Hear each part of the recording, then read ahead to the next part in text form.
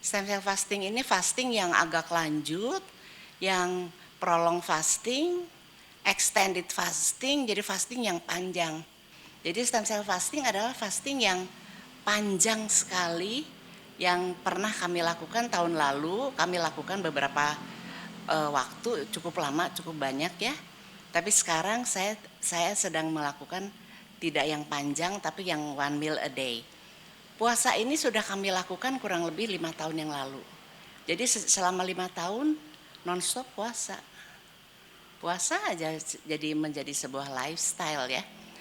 Pertamanya mungkin aduh gimana ya gitu kan, biasa lah. Tapi sesudah dijalanin ternyata menyenangkan sekali. Dan lagi kayaknya kita jadi ketagihan karena merasa enak. Sekarang sedikit aja dibahas, stem cell itu apa sih?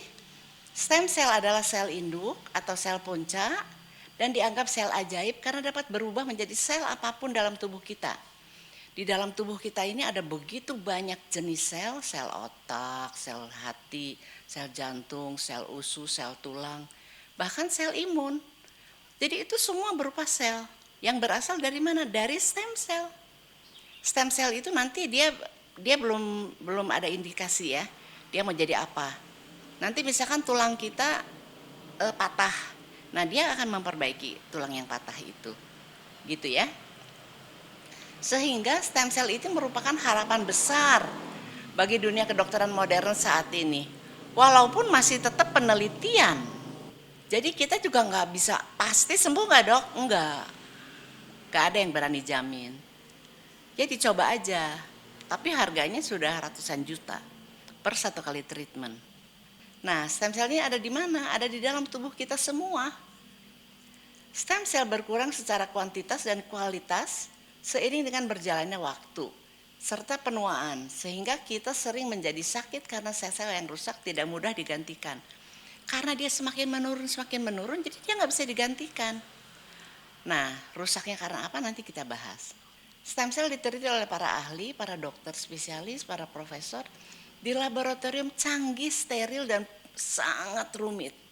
Kalau misalkan ada stem cell yang di dalam saset, di dalam kapsul, atau di dalam botol kecil, atau di dalam apalah, itu bohong.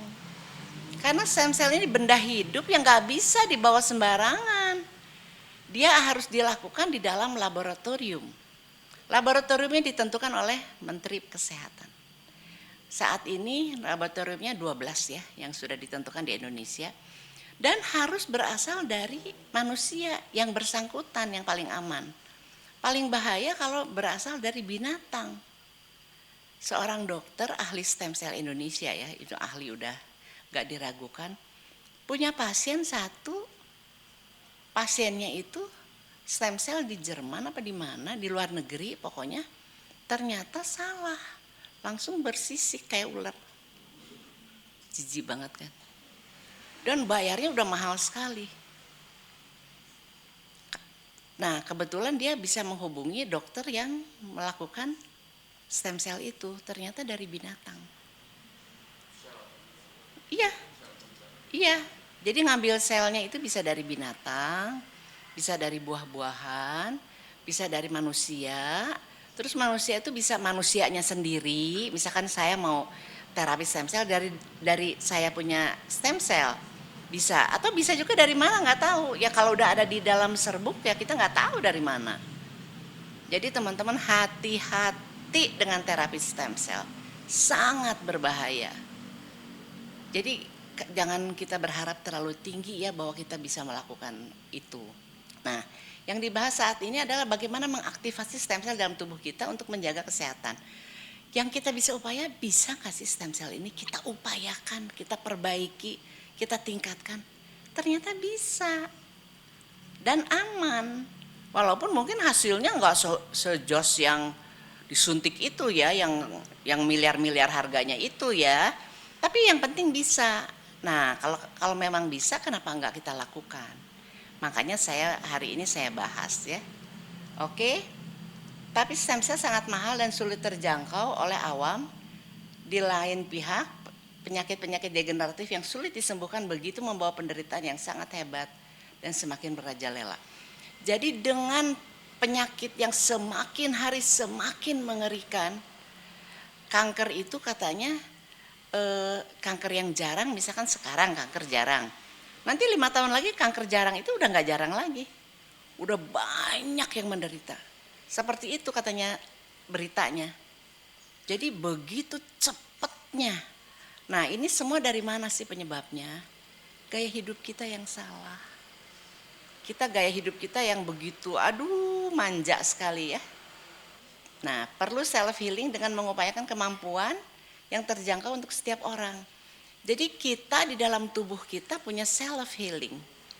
Meditasi benar-benar memanfaatkan self healing itu Pak. Jadi latihan-latihan kita abis latihan meditasi kok kayaknya ngantuk ya. Ada yang merasa begitu. Abis meditasi kok kayaknya lega, enak. Jadi kalau kita merasakan abis meditasi kok ada rasa yang luar biasa enak, nyaman. Kadang-kadang kok saya habis meditasi kok rasanya sedih. Ya mungkin kita menyimpan duka di dalam hati kita yang harus dikeluarin. Nyimpan itu di dalam itu. Banyak sekali tabungannya ya. Nah itulah sehingga self healing nanti akan terbentuk sendiri. Tentu dengan kesabaran ya. Harus sabar. Oke. Nah, kenapa fasting stem cell ini penting dilatih? Karena dia tuh tidak bisa ujuk-ujuk. Fasting stem cell itu panjang sekali. Minimal dari 24 jam mulai bekerja, tapi baru start ya. Kebanyakan sih dalam 48 jam. Banyak lagi 72 jam. Ada lagi yang melakukan 144 jam. Nah, jadi harus mulai dari 14 jam. Tidak bisa, saya mau melakukan yang 72 jam. Gak bisa teman-teman. Harus bertahap, dibiasakan. Dibiasakan, dimulai dari intermittent yang 14 jam. Lalu nanti naik lagi autophagy. Autophagy ini 18 jam, 24 jam. Kalau kita rajin melakukannya, autophagy kita akan keluar. Sesudah autophagy kita keluar, autophagy akan membersihkan sel-sel kita yang rusak, sel-sel kanker yang masih bisa diambil unsur-unsurnya, organelnya. Ini akan diperbaiki, baru nanti stem cell fastingnya bekerja. Ini reaksi tubuh dan manfaat selama prolong fasting. Agak panjang ya. Sebenarnya ini juga dari jurnal. Tapi dia melakukannya jam ke-12 ya, pencernaan mulai tidur. Jadi 12 jam kan pencernaan itu kan hanya 4 jam kan isinya kan. Sesudah 12 jam sih dia udah istirahat, dia tidur. Nah ini sangat bagus untuk penderita autoimun ya. Dan hormon, growth hormone, human growth hormone, HGH ini bukan HGA. Human growth hormone mulai aktif. Glikogen kelebihan karbo dibakar tubuh dengan energi tubuh. Jadi kalau kita puasa yang dibakar itu dari mulai glukosa beralih ke lemak. Kita kan punya lemak di badan. Lemak itu yang dipakai karena kita kan nggak makan kan. Jam ke-13 sampai ke-15 human growth hormone naik 300%, jadi 3 kali lipat ya. Dan ini sudah saya buktikan sendiri karena saya melakukannya tiap 2 minggu. Tiap 2 minggu saya melakukannya ya. Jadi sesudah saya cek HGH saya bisa dicek di laboratorium biasa. Ternyata HGH saya naik tinggi sekali, bagus sekali ya. Nah proses ketosis, tubuh makan lemak, tubuh mulai bekerja. Jadi mulai lemak-lemak digunakan sebagai bahan bakar oleh tubuh. Nah lemak ini penyimpan racun. Kalau kita ada lemak banyak di badan kita, disitulah racun-racun kita bersembunyi ya. Jam ke-17, nah udah 17 jam nih ya. Autophagy mulai tumbuh, racun mulai menyebar untuk dibuang. Jadi racun-racun mulai keluar, nanti dibuang melalui urin, melalui keringat. Kalau kita berolahraga, keringat kita itu udah membuang racun-racun. Jadi racun-racun akan intensif dibuang ya. Terus jam ke-24, tekanan darah mulai berkurang. Serotonin, hormon bahagia meningkat. Memori mulai membaik, stem cell mulai terjadi, inflamasi menurun. Nah, penyakit-penyakit ini semua asalnya dari mana? Inflamasi. peradangan. Jadi semua even kanker sekalipun itu berasal dari inflamasi. Jam ke-24 ya, sekarang jam ke-36. Otofaji naik 3 kali lipat ya. Otofaji itu membersihkan sel-sel yang rusak di dalam badan. Sel-sel yang berbahaya. Sel yang rusak itu bisa sel kanker, bisa virus-virus, bisa juga sel-sel yang sudah tidak berguna, yang tidak efisien lagi. Dan ini membebani tubuh kita jadi sampah. Dia nggak bisa dibuang. Kalau kita kurang, gaya hidup sehat kita kurang bagus, dia nggak bisa dibuang. Akhirnya numpuk. Numpuk di mana? Di organ. Di organ numpuk, di lemak numpuk. Nah, di sini mulai dibuang. 36 otofaginya kerja keras.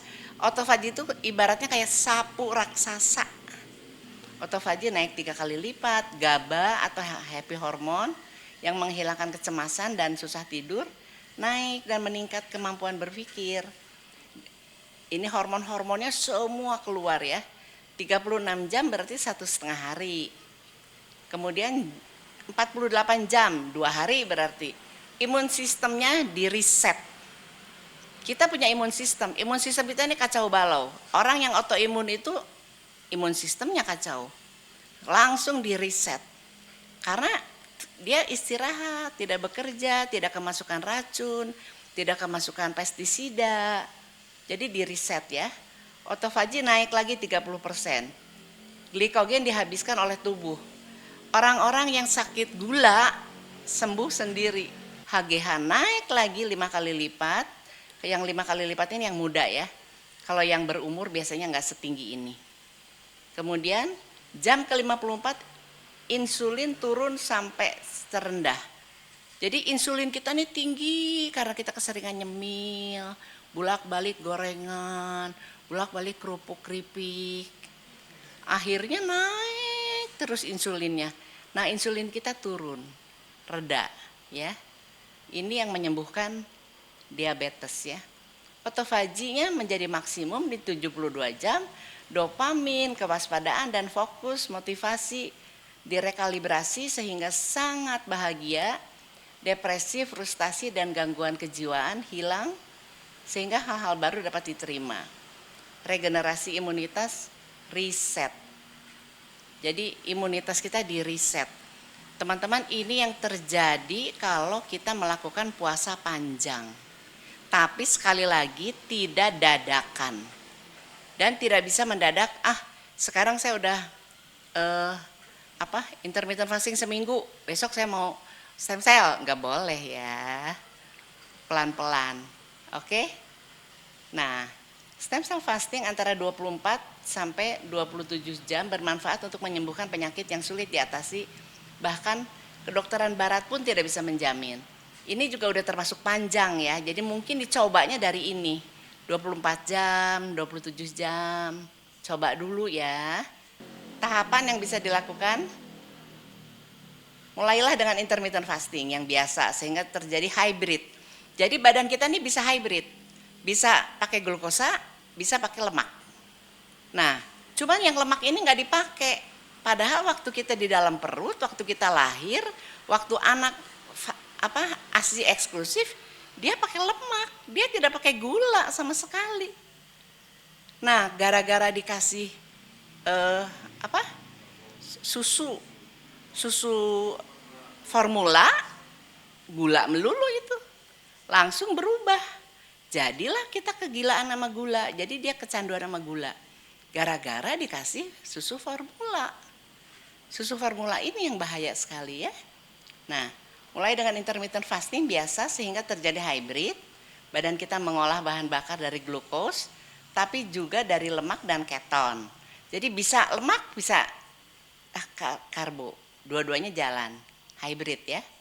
Setelah itu naikkan sedikit demi sedikit menjadi puasa 24 jam. Sehingga otofaginya bekerja dengan baik. Setelah itu stem cell fasting karena otofagi telah membersihkan sel-sel rusak yang tidak dibutuhkan, yang tidak efisien sehingga stem cell bisa berkembang lebih baik. Ini tahapannya teman-teman. Ya, kita nggak tahu siapa yang akan kena tiba-tiba kena kanker atau gimana, kita nggak tahu. Tapi nggak ada salahnya kita hati-hati. Karena apa? Puasa itu udah menyehatkan sekali ya.